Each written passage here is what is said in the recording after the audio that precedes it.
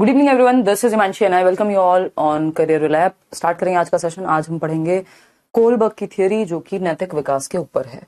तो स्टार्ट करें, समझें कहानी क्या है। और बहुत बढ़िया। हाँ, खुशबू दोनों जगह एक टाइम की क्लास कहाँ?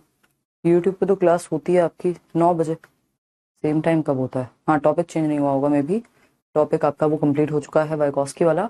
और स्टार्ट करते हैं कहानी, है ना। हाँ, गुड इवनिंग भाई, गुड इवनिंग। मंडे ट्यूसडे आपकी नहीं, मंडे तो हुई थी क्लास, ट्यूसडे और वेंसडे नहीं हो पाई। आज थर्सडे है ना। हाँ, ट्यूसडे वेंसडे आपका ऑफ था, जिसमें से कई लोग इतने दुखी हो जाते हैं। उनको दुख इस बात का नहीं होता कि क्लास ऑफ है, उनको दुख इस बात का होता है कि यूट्यूब पे हो गई है और यहाँ नहीं हो रही है ना। तो यूट्यूब पे भी नहीं हुई थी परसों, सिर्फ एक दिन ऐसा हुआ है कि कल जो है वो आपकी क्लास यूट्यूब पे हुई, यहाँ नहीं हो पाई। उस समय में अवेलेबल नहीं थी बाय चांस। तो ऐसा जनरली नहीं होता है, डोंट वरी, ठीक है ना। स्टार्ट करते हैं। कोहलबर्ग्स मॉरल डेवलपमेंट, कोहलबर्ग का नैतिक विकास का सिद्धांत इसको कहा जाता है। और 1 नंबर का क्वेश्चन आपको देखने को मिलता है ना। कोहलबर्ग कोहलबर्ग कोहलबर्ग का नैतिक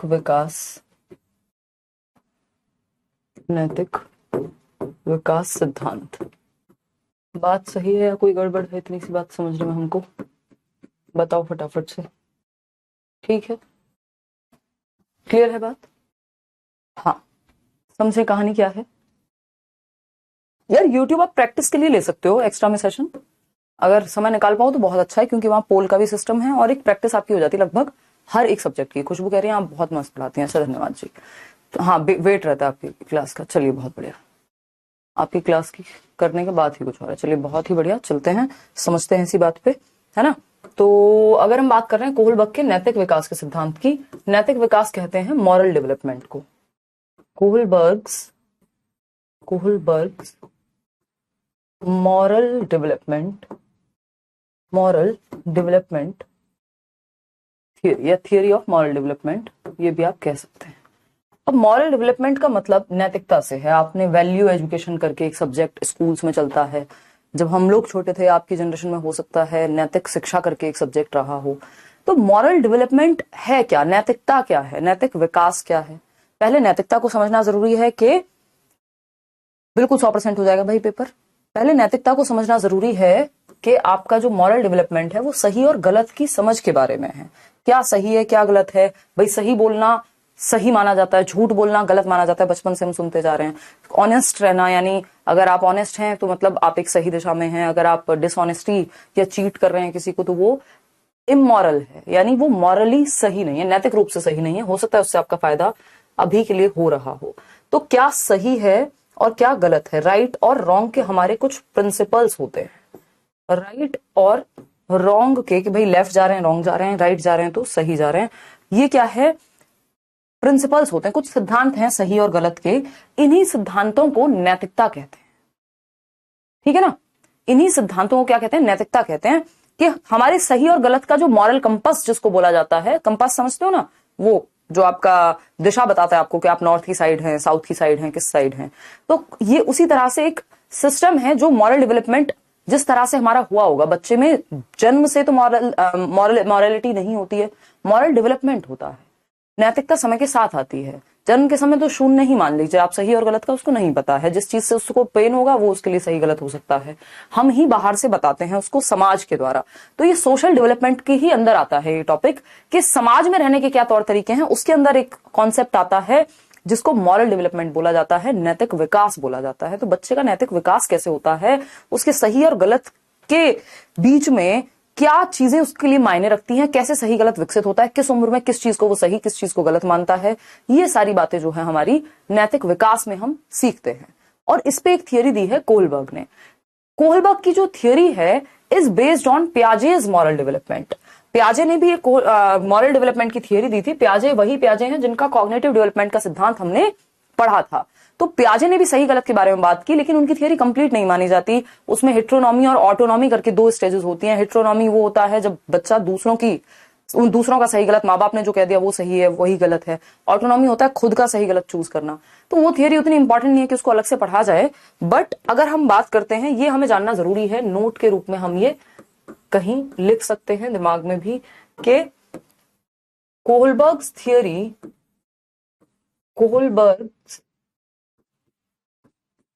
of moral development is based on moral development is based on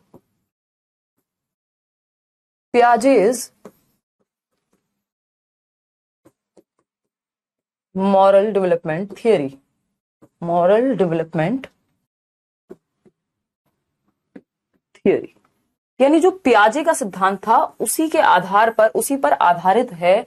Kohlberg ने इंस्पायर होकर के पियाजे से ये थियरी बनाई, लेकिन इसका मतलब ये बिल्कुल भी नहीं है कि ये कॉपीड है ना। कहीं लिख लीजिएगा ब्रैकेट में, नॉट कॉपीड। ये क्योंकि कई बार क्वेश्चन में आपको भटकाने के लिए पूछ लेगा कि क्या ये सिद्धांत कॉपीड है, नकल की है पियाजे की। जी नहीं, वो प्रभावित हुए पियाजे से, है ना। इंपैक्टफुल है पियाजे की थियरी इनके लिए, और इसके आधार पर इन्होंने अपनी एक अलग थियरी दी है। पियाजे की थियरी की कॉपी नहीं है इसमें। वहां तो 2 स्टेजेस में बात खत्म कर दी थी, यहाँ 3 लेवल है, 6 स्टेजेस हैं, अलग इश्यूज हैं जिन पे बात की गई है, ठीक है ना। तो ये पियाजे की थियरी पे बेस्ड तो है मॉरल डेवलपमेंट की, लेकिन ऐसा नहीं है कि ये कॉपीड है। ध्यान रखेंगे इस बात को। दूसरी बात है, देखिए पियाजे की वो एक थियरी है जो आपने पढ़ी है, कॉग्निटिव डेवलपमेंट, संज्ञानात्मक विकास। पियाजे ने 70 और तरीके की थियरीज पे काम किया होगा अपने जीवन काल में। जो व्यक्ति 13-15 साल में रिसर्च पेपर लिख रहा हो, गिफ्टेड हो अपने आप में, और जिसने अच्छी उम्र तक भी काम किया हो, तो उसने बहुत सारे फील्ड्स में काम किया है। पियाजे फिलोसोफर भी रहे हैं, पियाजे ने इंटेलिजेंस पे भी काम किया है, पियाजे ने मॉरल डेवलपमेंट पे भी काम किया है। पियाजे ने, अगर हम बात कर रहे हैं संज्ञानात्मक विकास की, जो आप पढ़ चुके हैं, लेकिन सबसे फेमस थियरी उनकी संज्ञानात्मक विकास है, इसलिए हम उन्हें संज्ञानात्मक विकास के लिए जानते हैं, कंस्ट्रक्टिविस्ट के रूप में जानते हैं, ठीक है ना। तो अगर हम बात करें यहां पे, एक और चीज है जो हमें ध्यान में रखनी है कि Kohlberg's theory of moral development, ये छोटी छोटी बातें जो फंसा देती हैं। अगर ये शुरुआत से ही क्लियर रख के चलेंगे, क्योंकि 3 लेवल और 6 स्टेज तो सबने पढ़ी हुई है, नहीं भी पढ़ी हुई है तो पढ़ लेंगे आप, कई लोग तो रट्टे भी लगा लेंगे, है ना। लेकिन मॉरल का मतलब ये नैतिक मतलब सही और गलत के कुछ सिद्धांत होंगे, उसी चीज का विकास नैतिक विकास कहलाता है।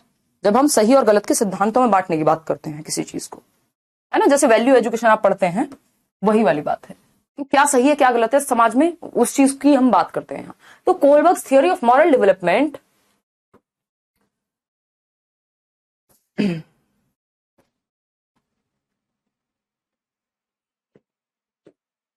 shows a क्लियर कनेक्शन यानी डायरेक्ट संबंध दर्शाती है, हिंदी में लिखवा दूंगी, कनेक्शन बिटवीन, पूरा लिख देती हूं, कई लोग इसमें भी कंफ्यूज हो जाएंगे, बिटवीन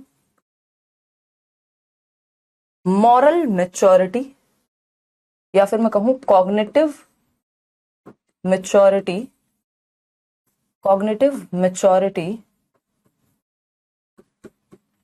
एंड मॉरल मैच्योरिटी, या मॉरल डेवलपमेंट। मॉरल मैच्योरिटी मतलब क्या हुआ, यानी कोहलबर्ग की जो ये थियरी है वो क्लियरली ये दर्शाती है कि जो संज्ञानात्मक विकास है, कोहलबर्ग का सिद्धांत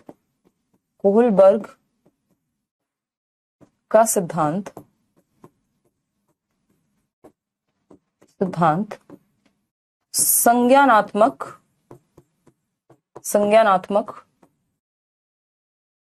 परिपक्वता, यानी हमारा दिमाग जैसे जैसे डेवलप होगा, हमारा संज्ञान, हमारी समझ, हमारी सोच जैसे जैसे डेवलप होगी, उसी हिसाब से हमारा नैतिक विकास भी होगा।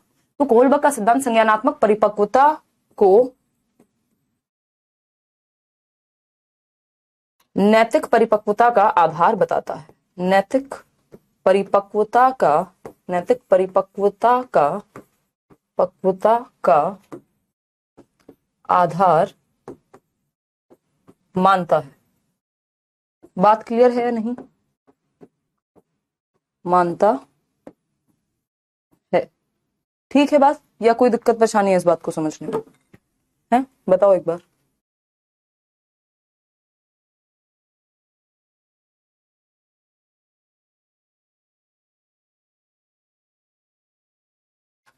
हाँ, कोई कह रहा है मैम हिंदी मीडियम में भी पढ़ाओ, बिल्कुल पढ़ा रहे हैं हिंदी मीडियम में भी, कोई दिक्कत वाली बात नहीं है इस बात को समझने में। तो हम ये कह सकते हैं, एक मिनट दीजिएगा मुझे, हम ये कह सकते हैं, क्या कह सकते हैं भाई, हम कुछ तो कह ही सकते हैं। बेसिकली पियाजे ने क्या थियरी दी थी, कॉग्निटिव डेवलपमेंट की थियरी दी थी। कॉग्निटिव डेवलपमेंट क्या होता है, हमारा संज्ञान, हमारी समझ, बच्चे की समझ इस स्टेज में इतने से इतनी होती है, इस स्टेज में इतने से इतनी होती है, ये सब पियाजे ने बात की थी। बात सही कह रही हूं गलत? एक मिनट, इतनी बात क्लियर है या फिर नहीं है, ये पूछा है हमसे। जब बच्चे का संज्ञान, उसकी समझ बेहतर हो रही होगी एज के साथ, उसकी thinking, reasoning, problem solving, decision making, memory, perception, attention सब बेटर हो रहा है, तो क्या मॉरल डेवलपमेंट बेटर नहीं होगा? बताओ एक बार।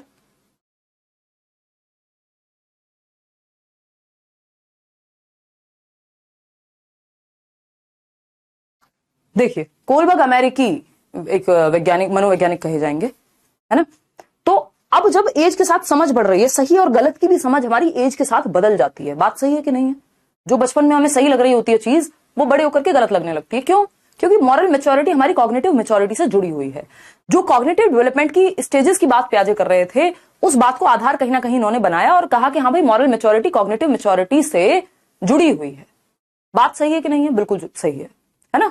तो ये बात हमें ध्यान रखना है कि जो कॉग्निटिव मेच्योरिटी है वो मॉरल मेच्योरिटी से जुड़ी हुई रहेगी इस थियरी में। इतनी बात क्लियर है या नहीं है? बिल्कुल क्लियर है। चलिए खैर, एक और चीज हम यहां समझ लेते हैं। ऑब्वियस है ना? बिल्कुल। तो ये चीज को ध्यान में रखना है।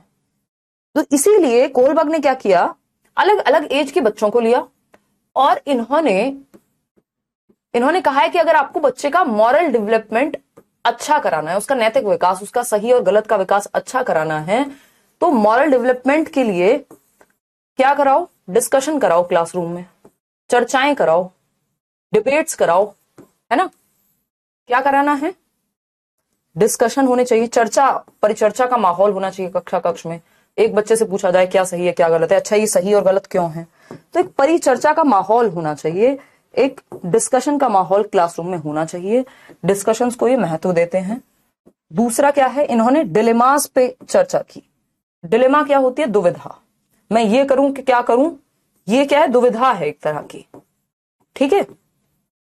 जैसे अगर महाभारत का हम एग्जांपल लेना चाहें, ज्यादातर लोगों को पता है कि जो अर्जुन है, तो अर्जुन क्या है? दुविधा में है कि यार ये तो मेरे अपने हैं, इनके साथ लड़ाई करूं नहीं करूं, ये करूं। तो वो दुविधा में से आप निकलते कैसे हैं? अलग अलग तर्क दे करके, तर्क दे करके। अब वो तर्क क्या होते हैं? अब श्री कृष्ण उनको तर्क दे रहे हैं कि ये बात है, ऐसा है, वैसा है, फलाना है, दुनिया भर की बातें। अब वो जो तर्क है वो रीजनिंग है। वो क्या है? रीजनिंग है, वो तर्क है। तो हम ये कह सकते हैं कि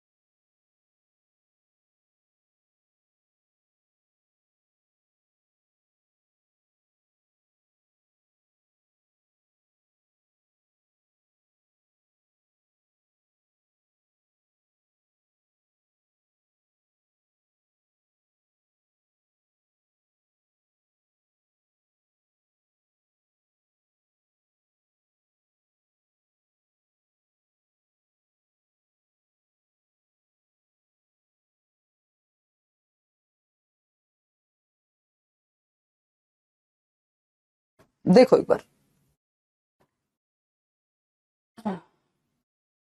चले तो नहीं, जल्दी नहीं चल रहे हैं, टेंशन ना लो। अगर हम बात कर रहे हैं डिलेमा की, दुविधा की, तो इन्होंने बच्चों के सामने अलग अलग दुविधाएं पेश की, है ना। अब दुविधा किस तरह की हो सकती है? सैकड़ों दुविधाएं, कोई एक दुविधा नहीं। जिसमें से हम एक दुविधा पढ़ते हैं वो बहुत फेमस दुविधा है, हाइंस डिलेमा, है ना।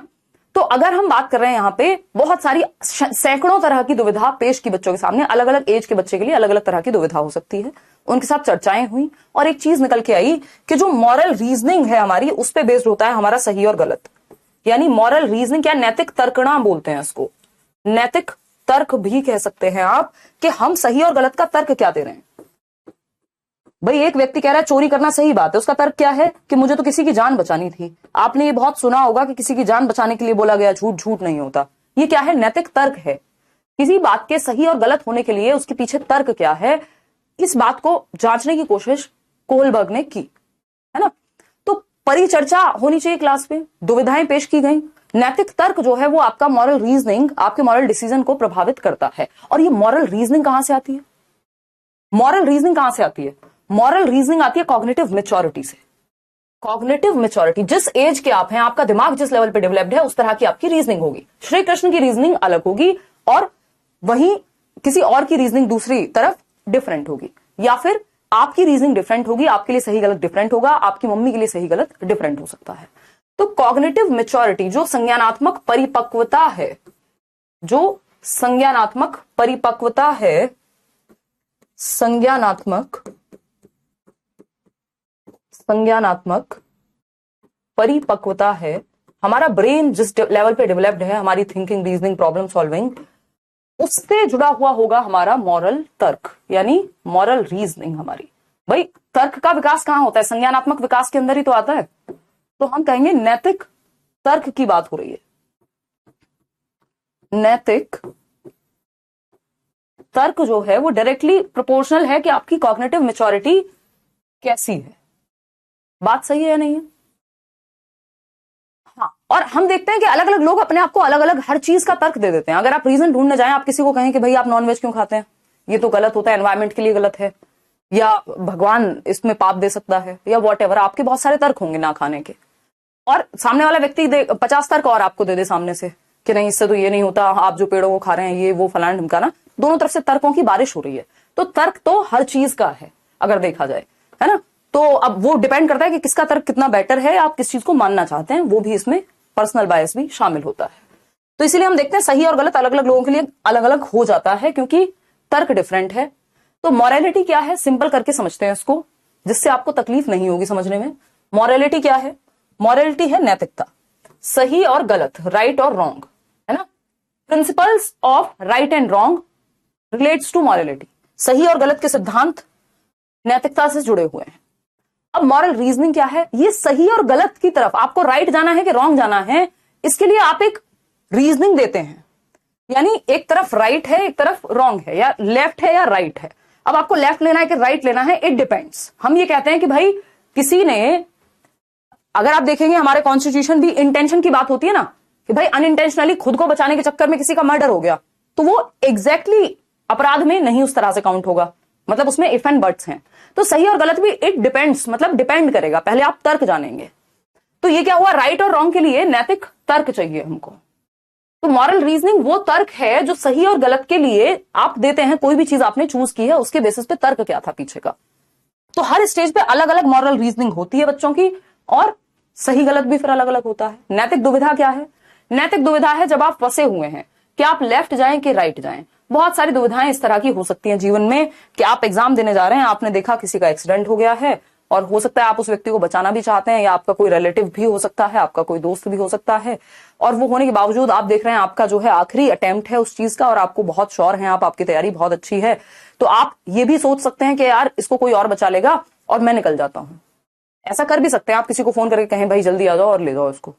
या फिर आप एग्जाम को देना चूज करेंगे, लेकिन वो अपने आप में दुविधा वाली स्थिति है। दुविधा छोटी मोटी नहीं होती कि ये नहीं ये कर देते हैं, दुविधा अच्छे वाली होती है।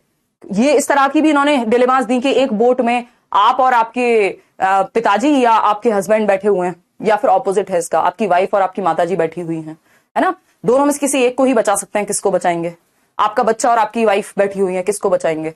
तो ये मुश्किल होते हैं। डिलेमा का मतलब ये जो मुश्किल है, कंफ्यूजन का भी नेक्स्ट लेवल है। डिलेमा इजी नहीं है ना। आज के समय में अलग अलग तरह की समय के साथ दुविधाएं बदलती रहती हैं। किसी की दुविधा ये हो सकती है कि यार फैमिली को टाइम ज्यादा दूं या फिर काम को ज्यादा टाइम दूं। काम भी मेरे लिए इंपॉर्टेंट है, वो भी एक तरह से मेरी आइडेंटिटी या मतलब मैं खुद को नहीं माफ कर पाऊंगा अगर काम नहीं करूंगा, और परिवार को समय नहीं दिया तो वो भी गड़बड़ है फिर। तो ये क्या दुविधा है एक तरह की, बैलेंस इतना इजी नहीं होता एट टाइम्स, तो डिलेमा है। जैसे आपने देखा होगा कई फीमेल्स को, स्पेशली फीमेल्स के साथ बहुत होता है हमारे देश में, कि कई महिलाएं जो शादी से पहले जॉब कर रही होती हैं, शादी के बाद वो जॉब त्याग देती हैं क्योंकि बच्चे हो गए और अब उनके सामने दुविधा है कि वो टाइम किसको ज्यादा दें, परिवार को दें कि नौकरी को दें, और फिर वो एक दुविधा में फंसी रहती हैं या तो बहुत लंबे समय तक, या फिर एक डिसीजन ले लेती हैं। वो डिसीजन किस पे बेस्ड होगा, मॉरल रीजनिंग पे, कि उन्होंने सोच लिया कि यार बच्चा ज्यादा इंपॉर्टेंट है, नौकरी कोई बात नहीं मेरे हस्बैंड कर लेंगे। अब ये तर्क अगर देखा जाए तो किसी के लिए सही साबित हो सकता है, लेकिन बहुत सारे लोगों को एक टाइम के बाद मैंने थोड़ा सा दुखी या एक डिसअपॉइंटमेंट देखी है कि यार उस टाइम पे नौकरी छोड़ दी और अब बच्चे बड़े हो गए, अब टाइम ज्यादा है। तो बीच का कोई रास्ता निकालना हमेशा इतना इजी नहीं होता, दुविधापूर्ण होता है ना। अपनी मर्जी से शादी करें कि घर वालों की मर्जी से, घर वाले मान नहीं रहे हैं, अब दोनों में से एक रास्ता चूज करना है। तो ये क्या हुआ, दुविधा वो नहीं है जिसमें आपको पता हो कि आपका दूर का रिश्तेदार, आपको पता ये मर भी जाए तो आपको ज्यादा फर्क पड़ता नहीं है, और आपके पिताजी, तो आप तो ऑफकोर्स पिताजी को चूज कर लेंगे। दुविधा वहां होती है जब दोनों ही सिचुएशन क्रिटिकल हैं, दोनों में से एक चूज करना बहुत मुश्किल काम है ना। तो ये बात क्या है, ये दुविधा है जब सच में इतनी क्रिटिकल सिचुएशन है कि आप किसी एक को चूज कर पाए, ये मुश्किल हो जाएगा। चलिए खैर, तो ऐसी एक दुविधा है जिसके बारे में हम पढ़ रहे हैं क्योंकि इस पे क्वेश्चन आ जाता है। अदरवाइज बहुत सारी ऐसी दुविधाएं इन्होंने बिठा करके 16, 17, 18 साल तक के लोगों को भी बिठा करके दी, और देखा कि अडल्टहुड में अलग तरह की रीजनिंग होती है और बचपन में अलग। एक हाइंस डिलेमा है, हाइंस की एक कहानी है, हिंज कह देते हैं इनको हिंदी में। तो हिंज की दुविधा डिलेमा। अब दुविधा की जब हम बात कर रहे हैं, हिंज एक व्यक्ति है सीधा साधा सा। हाँ, जैसे सेम डेट में दो घर में मैरिज हैं, तो इसमें अब दोनों ही लोग आपके लिए बहुत इंपॉर्टेंट हैं, तो किसी एक को चूज करेंगे या दोनों जगह जाएंगे। मतलब ऐसी बहुत सारी, ये तो छोटू मोटू सी दुविधाएं हैं, बहुत खतरनाक दुविधाएं जीवन में हो सकती हैं, है ना। कल को आपका पार्टनर चीट कर दे और आप सोचें कि यार इस व्यक्ति को डिवोर्स दे दें साफ साफ, या फिर रीजन समझने की कोशिश करें। ये दुविधा है, आसान नहीं है। अब जिसके प्रिंसिपल्स ज्यादा स्ट्रांग होंगे, वो कितना भी मुश्किल होगा तो वो उस तरफ निकल जाता है फिर। खैर, तो हाइंस डिलेमा क्या है कि हाइंस एक व्यक्ति है सीधा साधा सा, एक पर्सन है हाइंस, एक आम आदमी कह लीजिए आप इसको। इसकी एक वाइफ है, हाइंस की एक वाइफ है जो बीमार है, कोई डिजीज, कोई बीमारी हो गई है हाइंस की वाइफ को। अब हाइंस की जो वाइफ है, पूरी कोशिश की, इसने इलाज कराया जो भी उसके बस में था। हाँ, अर्जुन को कभी तो मैम वही डिलेमा थी। हाँ एग्जैक्टली, कि भाई मैं अपने लोगों को चूज करूं या फिर मतलब मैं इन पे कैसे हथियार, वो बाण चला सकता हूं और वटेवर, हथियार उठा सकता हूं, जो भी कहते थे उस टाइम पे शब्द मेरे को, शस्त्र। हाँ, तो अगर हम बात करें तो वो अपने आप में एक ऐसी दुविधा है महाभारत वाली, जो सबने कभी ना कभी देखी है, सुनी है, तो इजी है उसको समझना, है ना। तो अगर हम बात कर रहे हैं यहां पर, हाँ, तो अब हाइंस पूरी कोशिश करता है कि उसको दवाई दिलाई जाए। भाई किसी के घर में कोई व्यक्ति बीमार पड़ जाए, यही करेंगे ना, तो डॉक्टर के पास लेके जाएंगे, जो भी उनके सामर्थ्य में होगा सब करेंगे। अब हाइंस ने सारी कोशिशें कर ली, इलाज नहीं करवा पा रहे अपनी बीवी का। अगर हम बात करें यहां पे, हाँ, ये यमदूत तैयार खड़े हैं कि मैं तो लेके जाऊंगा, है ना, ये एक तरह के यमदूत है, एनिमेटेड है, ठीक। तो अगर हम बात करें तो हाइंस देखता है, पूरी कोशिश करता है, शहर में एक व्यक्ति है जिसके पास दवा है इस बीमारी की, उसने खुद से इजाद की है। अब ये जाते हैं, वो देता नहीं है, क्यों? क्योंकि वो व्यक्ति जो 100 रुपए की चीज उसने बनाई थी, उसके लिए वो 10,000 या 1 लाख रुपए मांग रहा है। आपको पता है वो 10 टाइम्स या 100 टाइम्स ज्यादा मांगने की कोशिश में है। अब ये रिक्वेस्ट करते हैं कि मैं यार चलो आधे पैसे जुटा के कहीं से जुगाड़ करते हैं, वो आधे पे भी नहीं मानता कि नहीं, मैं कम भी नहीं करूंगा और आधे पे भी नहीं मानूंगा, पूरा पैसा चाहिए, मैंने तो इसको बड़ी मेहनत से बनाया है और मेरे को पैसा चाहिए, इसीलिए मैंने बनाया है, मैं इसको क्यों दूं कम में, ठीक है ना। तो अब इस तरह की सिचुएशन में व्यक्ति डिलेमा में है। उसके पास 2 रास्ते बचते हैं, या तो वो चोरी करे दुकान में जाकर के उसके मेडिकल स्टोर में, और या फिर अपनी वाइफ को मरने दे। अब आपको लग रहा होगा चोरी करना आसान काम है, नहीं होगा। एक नॉर्मल इंसान के लिए, हम लोग बड़े ही इस वजह से होते हैं, मतलब पूरी ये बात सुनते हुए होते हैं, हमारी जो कंडीशनिंग है, हो सकता है किसी के लिए इजी भी हो, लेकिन एक आम आदमी के लिए अगर आप देखेंगे, चोरी करना इजी नहीं है, जिसके कुछ सिद्धांत हैं, है ना। और क्राइम भी है ये, तो सिर्फ चोरी ये वाली थोड़ी, आपको मन किया किसी की डॉल ले ली उठा ली, वो भी चोरी ही है, वो भी कई लोगों के लिए बड़ी बात होगी। बट अगर हम बात करें तो यहां पे उसको या तो चोरी करे वो, यानी क्राइम अटेम्प्ट करे, या फिर अपनी वाइफ को मरने दे, दोनों मुश्किल काम है ना। तो अगर हम देखें यहां, तो ये एक बेसिक बात हुई। अब ये उलझा हुआ है कि चोरी करूं कि वाइफ को मरने दूं। अब वो अंत में क्या होता है कि वो जाकर के वहां ब्रेक इन कर लेता है और उस दवा को ले आता है चोरी करके और वाइफ को बचा लेता है। अब कोहलबर्ग कह रहे हैं कि ये सही है या गलत है भाई, क्योंकि उस मेडिकल स्टोर वाले का 100 रुपए की दवाई बेचना 10,000 में, वो भी तो गलत था। उसकी सिचुएशन ही नहीं समझना या वॉट एवर, उसने आधे पैसे लेके गया तब भी नहीं माना, है ना, तो कर तो वो भी गलत रहा था। या फिर वो सही कर रहा था कि मैं तो भाई मैंने बनाई है चीज, मैं कितने में भी बेचूं। क्या चोरी करना सही बात थी कोहलबर्ग का, इसका हाइंज का, क्योंकि अपनी वाइफ को बचाने की बात थी और वो व्यक्ति भी गलत कर रहा था, उसको लगा कर लेते हैं, टेट फॉर टैट हो जाएगा। या फिर हाइंज को चोरी करके जेल चले जाना चाहिए, सरेंडर कर देना चाहिए खुद को। ऐसे भी आपने मूवीज में कहानियां सुनी होंगी ना, या रियल में भी सुनी होंगी कि भाई किसी को मार दिया और फिर जेल चले गए, खुद से ही सरेंडर कर दिया। तो वो उस व्यक्ति की मॉरल डिलेमा है एक तरह की, ठीक है ना। हाँ, मेरे एक फ्रेंड की शादी है, डिलेमा है। हाँ अभिलाषा, शादी अपने आप में ही एक दुविधा है। कई लोगों को लगता है नहीं करें यार, सब सही तो चल रहा है, कई लोग कहेंगे कि नहीं यार करनी चाहिए, अकेले रह जाएंगे जीवन में, है ना। तो ये अपने आप में एक दुविधा है, डिलेमा जैसी सिचुएशन है। चलिए खैर, ये सब बातें चलती रहेंगी। तो ऐसी हजारों लाखों डिलेमास हो सकते हैं दुनिया में। और अगर हम बात करते हैं तो यहां से निकल करके आते हैं 3 क्वेश्चंस। वो 3 क्वेश्चंस क्या है? 3 क्वेश्चंस क्या है? Kohlberg asked a series of questions such as Heinz should not steal the drug since it would be breaking the law। यानी अब कोहलबर्ग ने अलग अलग लोगों से अलग अलग ये बात पूछी एक रूम में बिठा करके, जब चर्चा चल रही थी कि क्या हाइंज को वो दवा नहीं चुरानी चाहिए, क्योंकि इसका मतलब है क्राइम अटेम्प्ट करना, मतलब आप एक क्रिमिनल बन जाएंगे अगर आपने चोरी की। इसलिए Heinz should steal the drug and accept any prison sentence. Heinz को वो दवा चोरी कर लेनी चाहिए और कोई भी जो भी सजा उसको सरकार दे वो ले लेनी चाहिए। फिर आता है third, Heinz should steal the drug and not go to prison as this is unfair. यानी हाइंज को क्या करना चाहिए, उस दवा को चोरी कर लेना चाहिए और प्रिजन नहीं जाना चाहिए, क्योंकि ये अपने आप में अनफेयर है। वो व्यक्ति जो है वो खुद ही गलत कर रहा है, मेडिकल स्टोर वाला या जिसने भी वो दवा को इजाद किया है, तो वो केमिस्ट ही गलत है, तो उसको चोरी भी कर लेनी चाहिए और उसको जाना भी नहीं चाहिए। अब इसमें अलग अलग लोग हैं जो अलग अलग बात कहेंगे। कोई कह रहा है आप क्या करते हैं, आप बताइए आप क्या करते हैं, अलग अलग सिचुएशन है ना। देखिए इसमें ना इस थियरी का एक क्रिटिसिज्म भी है, इस थियरी का यही क्रिटिसिज्म है। अभी आप लोग जवाब दो, फिर मैं बताऊंगी क्या क्रिटिसिज्म है। मस्त तरीके से चलेंगे, इससे दिमाग में सेट होती है चीजें। जल्दबाजी में सिर्फ रट्टा लगा रहे हैं, वो तो आप किताब से भी पढ़ लेंगे। फिर मैं ये नहीं कह रही हूँ कि किताब से हमेशा रट्टा लगाया जाता है, बट बहुत ही टू द पॉइंट पढ़ना है तो वो एग्जाम से पहले, हमारे पास समय है तो हम अच्छे से पढ़ेंगे। हाँ देखो, कहा जाता है ना, योगिता लिख रही है कि शादी का लड्डू जो खाए वो भी बचता है, जो ना खाए वो बचता है। तो ये क्या है, दुविधा है ना। तो एक व्यक्ति मिले, उन्होंने आईएएस की नौकरी लेके छोड़ दी, कुछ और कर रहे थे जीवन में। तो ऐसी मेरी चर्चा हो रही थी, उनका श्योर थे आप 100% थे, तो ही सेड 100% तो कुछ नहीं होता। तो अब ये जो लड्डू वाली बात है, तो 100% तो सब कुछ नहीं हो सकता। मतलब कुछ लोग होंगे जो, बट आपका वेटेज किस साइड ज्यादा रहता है, आपकी रीजनिंग किस साइड ज्यादा आपको लेके जा रही है वो, क्योंकि फेल होना कहीं पे भी संभावना है, तो वो रीजनिंग आपका क्या सिद्धांत, किस बेसिस पे आप डिसीजन ले रहे हैं वो मैटर करेगा। दुविधा तो लगभग हर चीज में, सुबह से लेकर शाम तक, ये शर्ट कौन सी पहननी है इसमें भी दुविधा आ जाएगी अगर दुविधा पे जाए तो। ठीक है ना एमडी, चलिए बहुत बढ़िया। Should not go in prison, कई लोग ये कह रहे हैं मैं चोरी कर लेती क्योंकि किसी की जिंदगी बचाना झूठ से कोई पाप नहीं लगता। अच्छा ऐश्वर्या, ठीक है भाई, ठीक है, सरेंडर कर देना चाहिए था, should not go to prison, चोरी करती।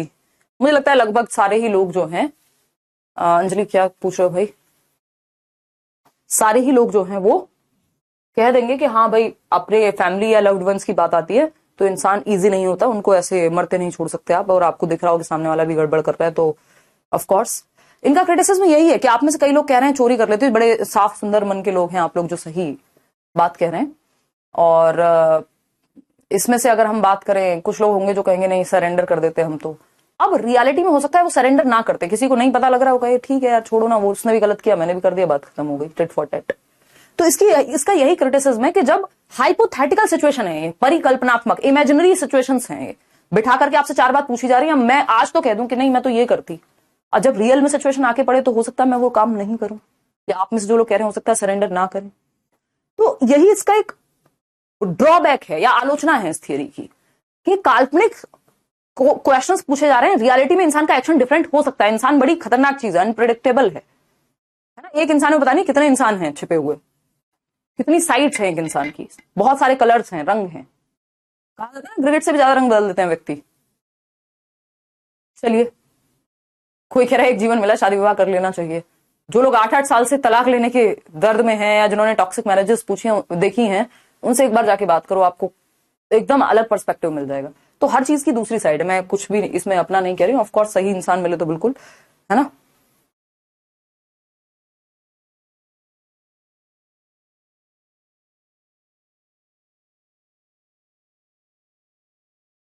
देखिएगा, हाँ कोई कह रहा है कृष्ण भगवान ने भी चोरी की थी। अब ये सबके अपने अपने तर्क निकल के आ गए। तो चोरी कर लेनी चाहिए, चोरी नहीं करनी चाहिए, क्योंकि ये लॉ को ब्रेक करना होगा। तो ऐसे भी कुछ लोग होते हैं दुनिया में जो बहुत ही ज्यादा हार्डकोर होते हैं कि भाई अगर गलत करेगा, चाहे वो मेरा बच्चा हो, मेरी बच्ची हो, तो मैं उसके साथ खड़ा नहीं हूंगा या खड़ी नहीं होंगी। गलत तो गलत होता है, ऐसे लोग हैं। फिर अगर हम बात करते हैं दूसरा, हाइंस शुड स्टील द ड्रग, और कोई भी जेल का सेंटेंस जो है वो एक्सेप्ट कर लेना चाहिए, ये भी हो सकता है। Heinz should steal the drug and not go to prison as this is unfair. अब ये तीनों अलग अलग लेवल की रीजनिंग बता रहे हैं। पहला है पहला लेवल, दूसरा है दूसरा लेवल, तीसरा है तीसरा लेवल। अब इन्होंने 3 लेवल दिए इसी कहानी के आधार पर, या ऐसी बहुत सारी कहानियों के आधार पर 3 लेवल दिए, यानी 3 स्तर दिए और 6 चरण दिए। इन्होंने कहा अलग अलग एज में अलग अलग लेवल पे अलग अलग तरह की मॉरलिटी होती है। ठीक है ना, क्लियर है। हाँ, don't get marry, better to secure own life. दुष्ट के साथ दुष्टता का व्यवहार करना चाहिए। हाँ, तो मतलब हम देख रहे हैं टिट फॉर टैट है हम में से बहुत सारे लोगों के अंदर। ठीक है बात, ठीक है ठीक है, मतलब आप लोग तो बड़े हो चुके हैं, आप लोग के पास सही रीजनिंग है काफी लोगों के पास। हाँ हाँ, देखो देवी अहिल्या का, हमारी बहुत सारी मॉरल स्टोरीज हैं जिसमें हमारे अलग अलग रीजनिंग है। तो अब 3 स्तर इन्होंने इस आधार पे दिए, 3 लेवल्स ऑफ मॉरलिटी, यानी नैतिकता के 3 स्तर। प्री कन्वेंशनल लेवल यानी पूर्व पारंपरिक स्तर, 4 से 10 वर्ष मान के चलते हैं। कन्वेंशनल लेवल, ये इसको चाइल्डहुड या प्री चाइल्डहुड कह देते हैं, है ना। छोटा होता है बच्चा चाइल्डहुड में ही, अर्ली चाइल्डहुड टाइप का मान लो आप इसको, या चाइल्डहुड भी कह देते हैं कई लोग। कन्वेंशनल है लेटर चाइल्डहुड वाला पीरियड या एडोलेसेंस के पास, बिल्कुल पारंपरिक स्तर। पोस्ट कन्वेंशनल जो है 13 एंड अबव, यानी यहाँ पे एडोलेसेंस प्लस अडल्टहुड दोनों आ जाएगा फिर तो जीवन भर। ठीक है ना। तो ये अलग अलग बुक्स में थोड़ा बहुत इधर उधर आपको मिल जाएगा, लेकिन आपको ऐसे याद रखना है कि ये जो है वो चाइल्डहुड के लिए है, ये आपके एडोलेसेंस पीरियड के लिए है, और ये अडल्टहुड के लिए है, एडोलेसेंस से लेके अडल्टहुड तक। ठीक है ना, ये हम ध्यान रख सकते हैं। तो ये 3 लेवल्स इन्होंने दिए मॉरलिटी के कि कैसे हमारी अलग अलग लेवल पे मॉरलिटी चेंज होती है। एक को कहते हैं प्री कन्वेंशनल। कन्वेंशनल का मतलब है यहाँ कन्वेंशन। कन्वेंशन क्या होते हैं? पारंपरिक तरीके जो चल रहे हैं समाज में, है ना। तो समाज से पहले, परंपराओं से पहले, यानी जब बच्चे को किसी परंपरा की नहीं पड़ी है, उसका सही और गलत या तो पनिशमेंट के बेस पे है या फिर अपने फायदे के बेस पे है। दूसरा है कन्वेंशनल लेवल, यानी ट्रेडिशनल। कन्वेंशनल का मतलब है ट्रेडिशनल, पारंपरिक, जो परंपराएं समाज में चल रही हैं, टोटली सोसाइटी के हिसाब से यहाँ पे मॉरलिटी डिसाइड होती है। कौन डिसाइड कर रहा है सही और गलत? सोसाइटी के लॉज। ठीक, यहां पे 0 मॉरलिटी है स्वयं की, बच्चे की खुद की कोई मॉरलिटी नहीं है, बाहर से एक्सटर्नली इम्पोज्ड है। दंड मिलेगा तो गलत, दंड नहीं मिलेगा तो सही। पोस्ट कन्वेंशनल है, यहां पे खुद की मॉरलिटी के प्रिंसिपल्स व्यक्ति के डेवलप होने लगते हैं, हर किसी के नहीं होते जीवन भर, बट ये वो स्टेज है जहां सेल्फ, आप खुद चूज करते हैं सही और गलत। हाइंस ने चोरी कर ली थी, है ना। अब बात की कहानी जो है वो, ये तो सब इमेजिनरी सिचुएशन है ना। देखिए, देखो करने को तो दवा नहीं भी महंगा बेच रहा है, और नहीं है करने को तो कोई भी कुछ भी कर सकता है। और मुझे लगता है कि हम जैसा मोह हमारे अंदर होता है, बहुत सारे लोग यही चूज करते कि जान बचाने के लिए वो काम कर लेते, है ना। अब इसको सही और गलत में नहीं बांटेंगे, क्योंकि दुनिया में सारी चीजें सही और गलत में बट भी नहीं सकती। कुछ प्रिंसिपल जरूरी होते हैं, मोटे मोटे। Stages of moral development, stages इन्होंने 6 दी हैं और लेवल्स दिए हैं 3। ये बात हमें ध्यान में रखनी होगी कि कोहलबर्ग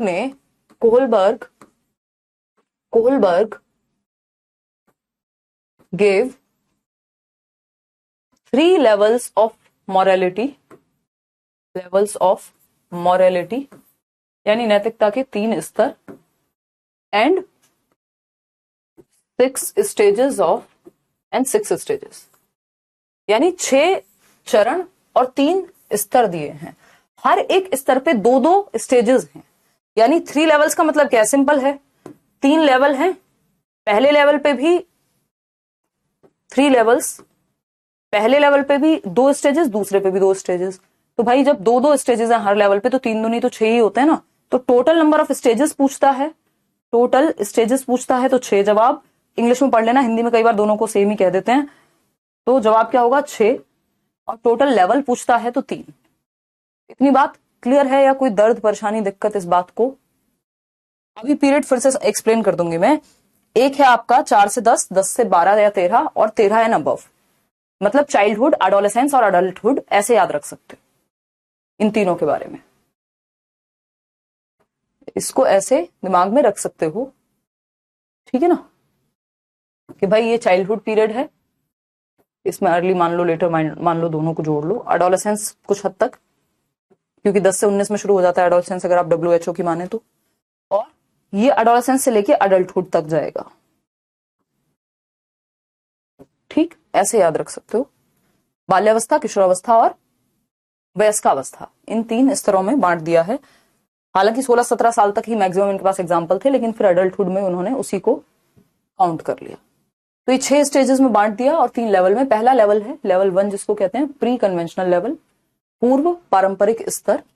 पूर्व पारंपरिक स्तर का मतलब है परंपराओं से पहले, बाहर की एक्सटर्नल मॉरलिटी, परंपराएं क्या हैं, खुद की मॉरलिटी बच्चे की 0 होती है, खुद का कोई सही गलत नहीं होता है ना। सेल्फ की जो मॉरलिटी है वो 0 है, खुद के लिए कोई सही कोई गलत कुछ नहीं है। बाहर से इम्पोज्ड होगा, किसी चीज से दंड मिलेगा या फिर प्रेम मिलेगा, उस पर निर्धारित होगा सही काम और गलत काम। पहला इसमें स्टेज है ओबीडियंस एंड पनिशमेंट, यानी आज्ञाकारिता एवं दंड। दूसरा है इंडिविजुअलिज्म एंड एक्सचेंज या पर्सनल रिवॉर्ड ओरिएंटेशन या म्यूचुअल एक्सचेंज। एक स्टेज के कई सारे नाम हैं। Mutual exchange, tit for TET भी बोलते हैं इसको, यानी स्वलाभ मानसिकता, यानी आप देखेंगे मेरा क्या फायदा है किसी काम को करने में, ठीक है ना। क्लियर है? इतनी बात क्लियर है या नहीं है? कभी कभी आफरीन देखिएगा, ठीक। कोई कह रहा है कोलबर्ग क्या डेवलपमेंट को डिसकंटिन्यूअस मानेंगे? देखिए इन्होंने अलग से डेवलपमेंट पे कोई बहुत ज्यादा चर्चा नहीं की है, बट इन स्टेजेस को देखते हुए हम कह सकते हैं कि भाई स्टेजेस में तोड़ दिया है तो डिसकंटिन्यूअस ही मान रहे होंगे, ठीक है ना। हाँ, सीडी पेडागोजी मैं ही पढ़ाऊंगी यार, बिल्कुल पूरा 30 का 30 नंबर मैं ही कराऊंगी आपके, उसको टेंशन लेनी है। और ऑलमोस्ट मुझे लगता है आधे से ज्यादा करीब आधा तो सिलेबस हो ही गया आपका। ओबीडियंस एंड पनिशमेंट ओरिएंटेशन, ये है पहली स्टेज। किसके अंदर आती है? प्री कन्वेंशनल लेवल के अंदर, पूर्व पारंपरिक स्तर के अंदर। क्या कह रहे हैं इसको? वही 4 से 10 वाला टाइम पीरियड है। आज्ञाकारिता एवं दंड। आज्ञाकारिता, ओबीडियंस होती है आज्ञा का पालन करना, है ना, एवं दंड, अभिविन्यास कह देते हैं ओरिएंटेशन को, यानी दंड से बचने के लिए आज्ञा का पालन। यानी जिस चीज से दंड मिलेगा, जिस चीज से पनिशमेंट मिलेगी वो काम गलत है, जिस चीज आज्ञा मानने से अगर पनिशमेंट नहीं मिलेगी तो वो काम सही है। तो जिस चीज में जितना ज्यादा दंड इन्वॉल्व है वो काम उतना बुरा है। यहां पे मॉरलिटी में यही चीज होती है कि जो आपका आज्ञाकारिता है, मतलब बच्चे के लिए जिस बात से किसी को दंड मिल रहा है वो गलत काम है, जिस बात से दंड नहीं मिल रहा वो सही काम है। ज्यादा पिटाई हुई है आपके भाई बहन की इस उम्र में तो इसका मतलब ज्यादा गलत काम किया होगा, कम पिटाई हुई है तो मान रहे हैं कम काम किया होगा। तो बच्चा आज्ञा का पालन इसलिए करता है क्योंकि उसको पता है मम्मी पिटाई लगाएंगी, पनिशमेंट मिलेगी, इसलिए होमवर्क कर लो। ये है ये वाली स्टेज। उसका खुद का सही गलत कुछ नहीं है, आज्ञा का पालन करेगा तो प्यार मिलेगा, तो इसलिए आज्ञा का पालन करेगा क्योंकि दंड से बचना है। उसको खुद को सही गलत उसके लिए कुछ नहीं है, चोरी करना, किसी को मारना पीटना, उसको कोई कुछ नहीं पता। उसको एक चीज पता है, जिस चीज से पनिशमेंट मिले वो गलत काम है। चाहे आपसे गलती से कोई चीज हो जाए और अगर आपको पनिशमेंट मिल रही है तो वो काम गलत है, उसको इंटेंशन नहीं समझ में आती इस स्टेज में, उसको इंटेंशन समझ में नहीं आती। होमवर्क नहीं किया है, डांट पड़ेगी, चाहे बेचारे बच्चे के घर में कोई दुर्घटना घट गई हो, चाहे बच्चा अगर लेट आता है तो गलत काम है, चाहे वो घर पे चार काम करके आता हो, आज उसकी साइकिल खराब हो गई थी, कोई और घटना घट गई थी, तो यहां पे पीछे के रीजन नहीं समझे जाते, सही और गलत क्या है। जिस चीज में पनिशमेंट इन्वॉल्व है वो काम गलत है, क्योंकि आपको दंड मिल रहा है तो आपने कुछ गलत किया होगा। आज्ञा माननी है क्यों? क्योंकि पनिशमेंट से बचना है। घर वाले घर से निकाल देंगे इसलिए पास होना है, ठीक है ना। तो ये एक बेसिक सी बात है। कोई कह रहा है ये वाला बच्चा मैं हूं, बहुत बढ़िया। हाँ, आप में से कई लोगों को ये बचपन का डर याद आ गया होगा ना कि पापा के आने से पहले होमवर्क निपटा लो नहीं तो डांट पड़ेगी। होमवर्क में कुछ नहीं पड़ा है आपके लिए उस डांट से बचना है, इसलिए आज्ञा का पालन करना है ना। दूसरी स्टेज आती है इसमें individualism and exchange, personal reward orientation कहते हैं इसको, टिट फॉर टैट, जैसे को तैसा, टिट फॉर टैट, ये जरूर याद रखिएगा, इससे बहुत क्वेश्चन आते हैं। Give and take, give and take, give and take क्या होता है? तुम मुझे खून दो मैं तुम्हें आजादी दूंगा, क्या है ये? बहुत अच्छी बात है, लेकिन क्या हुआ ये कि एक चीज मांगी जा रही है, दूसरी चीज मिल रही है बदले में। तो जैसे को तैसा, give and take, tit for tat, personal reward, mutual exchange, मुझे क्या मिलेगा किसी काम को करने से, मेरा क्या बेनिफिट होगा, क्यों मानूं मैं तुम्हारी बात। वो आपने देखा होगा मूवीज में कि एक हीरो है, उसकी बहन को, उसकी माताजी को, उसके परिवार को किडनैप कर लेते हैं, देशभक्त है कोई, अब वो मजबूरी है उसकी कि उनको छुड़ाने के लिए उसको कोई ऐसा काम करना पड़ेगा, तो वो वैसी सिचुएशन बन जाती है इंडिविजुअलिज्म एंड एक्सचेंज की।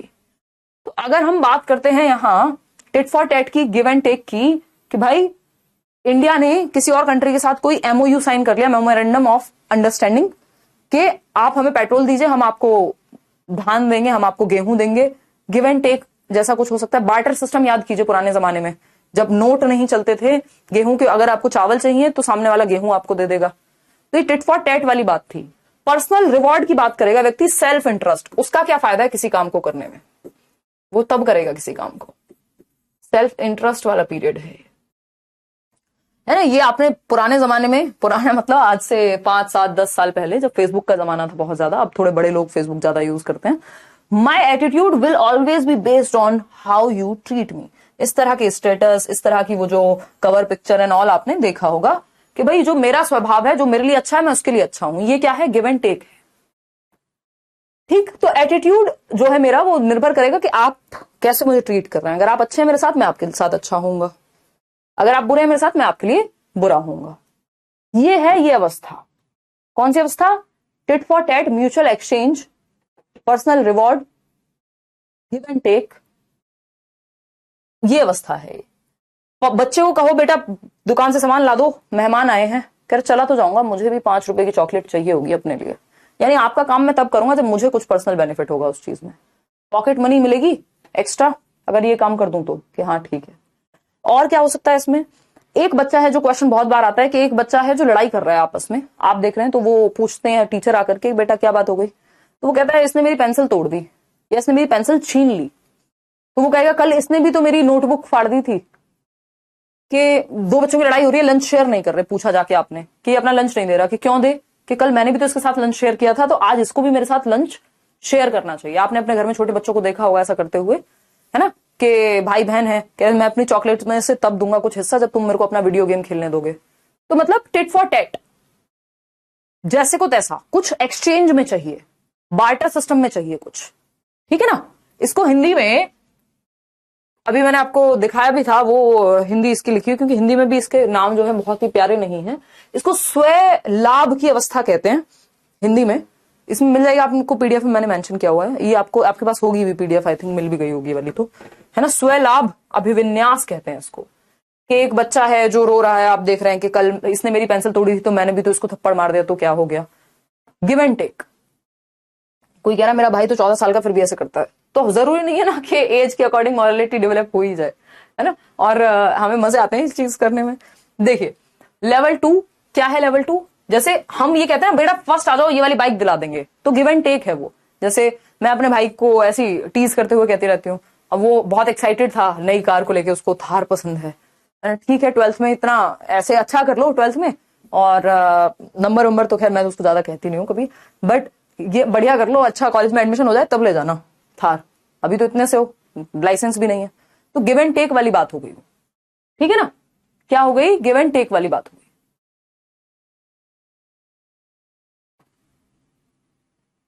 हाँ मिजनौर सही बोल रहे हो, ये मेरे मामा जी भी यही नाम बताते हैं। मैं ये नोट भी कर लेती हूँ, फिर मैं भूल जाऊंगी, अगर आप ऐसा कह ही रहे हैं तो ठीक है। चलिए खैर, हाँ जैसे आजकल इंजीनियरिंग कॉलेज में फैकल्टी होता है। हाँ, बहुत ही बढ़िया। चलिए, और ये दुनिया में बहुत चलता है टेट फॉर टेट। कोई बात नहीं, आज बीएड का एग्जाम था इसलिए लेट हुए। हाँ, मोबाइल ले लेना बदले में, होमवर्क कर लो, ये बहुत बहुत कारगर है ये, हम देखते हैं। अब आते हैं लेवल 2 की मॉरलिटी पे। लेवल 1 में हमने 2 चीजें पढ़ी, एकदम आसान थी। इसमें कंफ्यूज तब होते हैं आप जब जल्दीबाजी में आप ये तीनों लेवल पढ़ लेते हैं, है ना। जब एक लेवल बहुत अच्छे से क्लियर होगा तो फिर आसानी से कंफ्यूजन नहीं हो पाएगी। लेवल 1 में प्री कन्वेंशनल जिसको हम कह रहे हैं, पूर्व पारंपरिक जिसको हम कह रहे हैं, पूर्व पारंपरिक, प्री कन्वेंशनल, इसमें हमने पूर्व पारंपरिक, ये तो आपको इसी में लगा करके दे दिया जाएगा। इसमें हमने एक चीज देखी कि 2 स्तर थे इसमें। 2 स्तर में एक था पनिशमेंट एंड ओबीडियंस, यानी दंड से बचने के लिए आज्ञा का पालन करेगा, खुद की कोई मॉरलिटी नहीं है इस दोनों ही स्टेजेस में, है ना। Tit for TET, punishment and obedience, यानी आज्ञा का पालन किस लिए, दंड से बचने के लिए। और दूसरा था म्यूचुअल एक्सचेंज, लिख लेते हैं इसको, या टिट फॉर टैट, यानी मेरा क्या फायदा है, सेल्फ इंटरेस्ट क्या होगा किसी काम को करने में, है ना। What's in it for me, you scratch my back and I will scratch yours, ठीक है ना। तुम मेरी बैक स्क्रैच करो, फिर मैं भी तुमको बैक स्क्रैच कर सकता हूं। तो ये क्या है, टोटली एक्सटर्नली इम्पोज्ड है, एक्सटर्नल मॉरलिटी है, एक्सटर्नल, या मैं कहूं जीरो मॉरलिटी। अगर सेल्फ की मॉरलिटी की बात करें, बच्चे की खुद की मॉरलिटी, ये एक बच्चा है, इसकी खुद की मॉरलिटी 0 है, और दंड पे, पनिशमेंट के डर से हैं जो भी है चीजें। ये 2 सिंपल बातें हमने पढ़ी। हाँ, शायद आप मन लगा के पढ़िए, अपनी हेल्थ पे ध्यान दीजिए, ब्रेकअप हो गया जिम जाइए, एक्सरसाइज कीजिए, कुछ नहीं रनिंग कीजिए सुबह, ठीक। तो ये था आपका लेवल 1। अब आएगा लेवल 2। अब वो क्या था, चाइल्डहुड वाला पीरियड था, 4 वर्ष से 10 वर्ष तक का, जिसपे हमने बात की। कमेंट सबके आ रहे हैं भाई योगेश्वरी जी। अब मैं 2 मिनट लूंगी आपके कमेंट्स पढ़ने के लिए, है ना, क्योंकि जल्दबाजी में क्या होता है, कमेंट्स ऑफकोर्स ज्यादा मिस हो ही जाते हैं। सेकंड लेवल और थर्ड लेवल हम कल करेंगे, इसको हम कल कंप्लीट कर लेंगे इस थियरी को, कोई जल्दबाजी नहीं है। हाँ, मेरे पास समय है, मैंने स्पीड अपने आप ही स्लो कर दी अपनी पहले से, ताकि थोड़ा डाउट हो, थोड़ा कहानियों की तरह हम चीजों को समझें और आपको कोर्स का प्रॉपर बेनिफिट मिल सके। क्योंकि जल्दबाजी में तो फिर आप यूट्यूब से क्या, किताबों से भी पढ़ लेंगे। बहुत बढ़िया टीना, हाँ बहुत बढ़िया।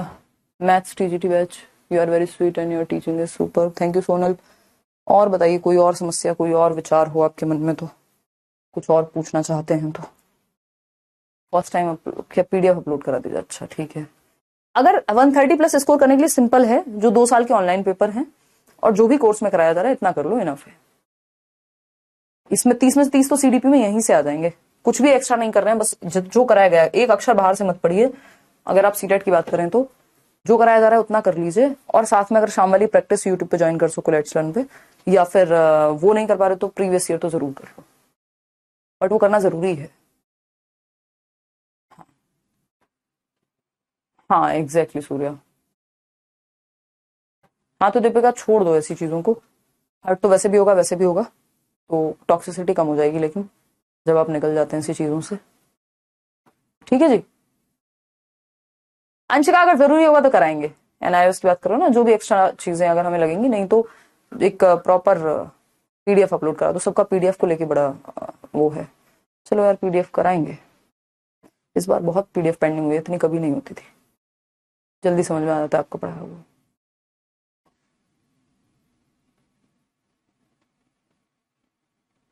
महवीश, हिंदी वाले सर है ना, वो हिंदी में तो कराएंगे, हिंदी सब्जेक्ट को इंग्लिश में कैसे ऑप्शन देंगे। टाइम टेबल चेक कीजिए कैसे वाला तवलीम, सही तो है, मंडे टू फ्राइडे आपकी 7 से 8 क्लास चल रही है। बुलंदशहर के पास है, अलीगढ़ के पास है।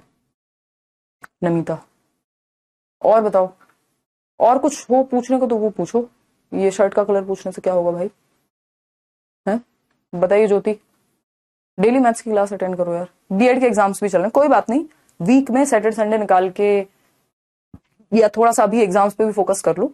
ये आप एग्जाम्स खत्म होकर ज्यादा टाइम दे देना इस चीज को, रात और दिन का, है ना, डोंट वरी।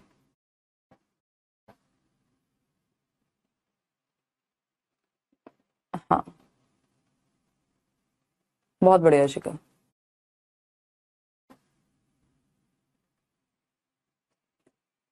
मिल जाएगी गुलशन, इन बिटवीन होगी कहीं ऑन द वे। चलिए, ईवीएस में प्रॉब्लम हो रही है। देखो ईवीएस एक तो हमको एनसीईआरटी वाला कर लेना है, दूसरा जो सर करा रहे हैं एक्स्ट्रा में, मतलब कुछ चीजें वो अलग से बताते ही हैं आपको, तो वो भी जरूरी ही है, उसको भी करके चलो। किस बैच में किस सेट में क्या आ जाए। दोनों चरण का उम्र क्या होगा, अलग अलग नहीं बांटी गई, लेवल के हिसाब से उम्र दी गई है। जैसे 4 से 10 लेवल 1 के लिए, प्राइमरी का जो बच्चा होगा वो इसमें आ जाएगा, ठीक है ना। और कुछ करियर विल वाले प्रीवियस ईयर पेपर जो भी आपको मॉक टेस्ट मिलेंगे उतना कर लो बस, अलग से मत करो कुछ, ठीक है ना। चलिए, हाँ, सेंट्रेशन है जब हमारा ध्यान किसी एक ही बिंदु पे केंद्रित है।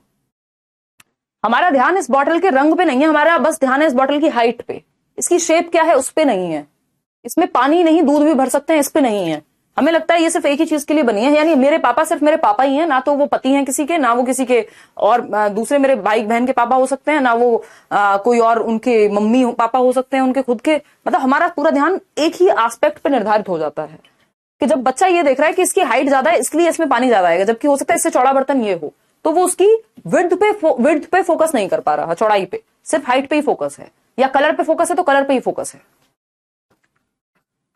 ये रिमोट जो है उसका काम सिर्फ यही हो सकता है, या फोन जो है वो सिर्फ कॉल करने के काम आएगा, जबकि आज के समय में फोन एक कैलकुलेटर भी है, एक मूवी के लिए एक डिवाइस भी है, और 17 चीजें काम में कर सकता है। यानी डिसेंटर नहीं कर पा रहा बच्चा। ना तो रिप्लाई देते हैं, ऋतु कह रहे हैं, पूछो ऋतु क्या पूछ रहे हो भाई। नहीं, लिंग को हम शारीरिक संरचना नहीं कह सकते, जेंडर एक सोशल कंस्ट्रक्ट है, सामाजिक संरचना है। बायोलॉजिकल या जैविक संरचना हम फिर सेक्स को कहेंगे, वो भी शारीरिक नहीं, बायोलॉजिकल कह रहे हैं हम, जैविक है। 30 में से 30 भी आएंगे। अभी तो तवलीन कितना कोर्स कंप्लीट हुआ, अभी तो रहता है भाई, डोंट वरी एट ऑल। चलिए, इतनी 2011 से पेपर करने की कोई जरूरत नहीं है दीक्षा, नो नीड एट ऑल। नाराज हूं आपसे, कोई कह रहा है यार ऐसे नाराज मत हुआ करो। थोड़ा मैं आपको समझ रही हूँ, थोड़ा आप समझिए।